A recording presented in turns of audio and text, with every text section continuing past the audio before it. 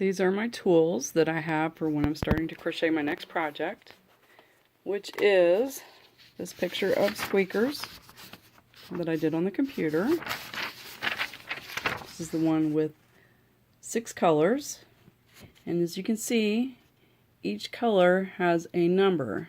So what I did was I put the number on each of the skeins of yarn, and then I threaded it through this laundry basket, the holes that correspond.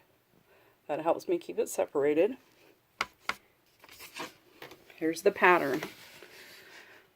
So the pattern would start with, it's 60 stitches wide, so I would chain 61.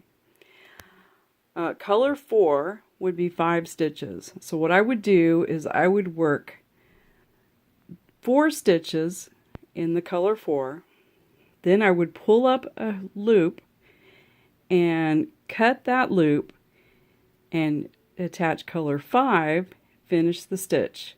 Then I would do the 10 stitches in color 5 and then pull up a loop, cut the stitch, change colors, and tie on color 3. And keep going, and the tools that I have keep me from going crazy are my ink pen and my scissors. So what I do is the second that I cut that yarn, I will cross off that color. And if I keep doing the same way, then I won't get confused. I like the Susan Bates hooks. I find them easier to use. And this is an H crochet hook. And I'm not ready to start crocheting as of yet, but when I do, I will get the video ready for you.